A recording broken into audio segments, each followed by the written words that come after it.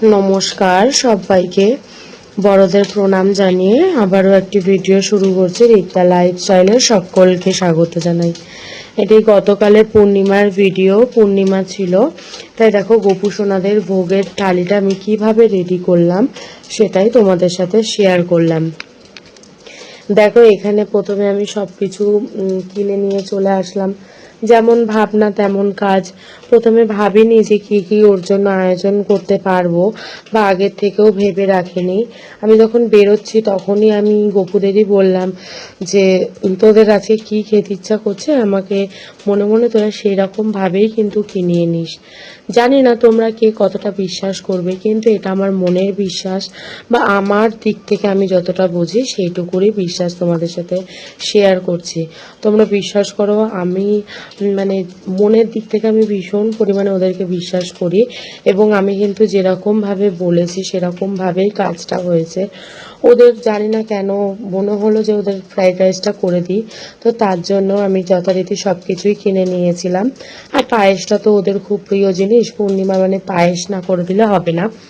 সেই হিসাবে আমি দুধ আর চাল সব কিছুই কিনে নিয়েছি। আর আমার চিনিটা ঘরেই ছিল, কেননা আমার যখনই মুদিখানা হয় আমি ওখান থেকে ওদের জন্য আলাদা করে সবটাই তুলে রাখি। দেখো কেনাকাটি করে বাড়ি চলে আসলাম।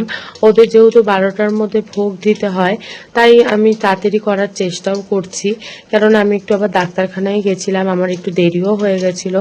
তারপরেই আমি এসে আগে ঝটপট স্টিম কুকারটা বার করেছি। এটা আমাকে দেখো মা বার্থডেতে আমাকে দিয়েছে।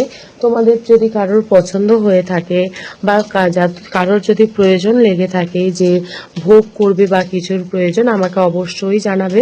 আমি তোমাদের এই লিঙ্কটা আমি কমেন্ট বক্সে দিয়ে দেব। এটি কিন্তু ভীষণ একটি উপকারী জিনিস গাইস, তোমরা বিশ্বাস করবে না যে এইটা দিয়ে আমার কত পরিমাণ হেল্প হয়েছে। আমি আগে ইন্ডাকশানে করতাম, ইন্ডাকশানে ধরো আলাদা করে কড়াই বার করতে হতো, সাঁড়াশি বার করতে হতো, হ্যানা ত্যানা প্রচুর রকম প্রবলেম। কিন্তু এইটাতে আমার একটার মধ্যেই আমার সব হয়ে যাচ্ছে। আর যে কি তাড়াতাড়ি হয়ে গেছিল কি বলবো। দেখো এদিকে চালটা তাড়াতাড়ি করে সেদ্ধ চাপিয়ে দিলাম, এদিকে মাকেও বলেছিলাম যে মা তুমি একটু তাড়াতাড়ি করে আমাকে হেল্প করো। গাজরটা কেটে দিয়েছিল আলুর দম করবো বলে, আলুটাও কেটে দিয়েছিল। তারপরেই আমি যথারীতি চালটাও বসিয়ে দিয়েছিলাম। চালটা আমার ঝটপট করে সেদ্ধ হয়ে যাওয়ার পর আমি চালটাকে নামিয়ে নিয়ে আলুটা তাড়াতাড়ি করে সেদ্ধ করে নিয়েছিলাম। আলুটা সেদ্ধ করে নেওয়ার পরে আমি একটু পায়েসটা আগে চাপিয়ে দিয়েছিলাম। পায়েসটা দেখো দুধটা মানে আর কি তাড়াতাড়ি ফুটেছে, বললাম যে খুব তাড়াতাড়ি হয়, দুধটা ভীষণ তাড়াতাড়ি ফুটে গেছে। তারপরেই আমি চালটা দিয়ে দিয়েছিলাম। চালটা সেদ্ধ হওয়ার পর চিনি দিয়ে দিয়েছি, দিয়ে তারপরে যেরকম আর কি কাজ আর কি তার নামিয়ে নিয়েছিলাম একটু ঘন ঘন হয়ে যাওয়ার পর। এরপরে আমি চাপিয়ে দিয়েছিলাম গাজরটা, ভেজে আমি রাইসটা করে নিয়েছিলাম।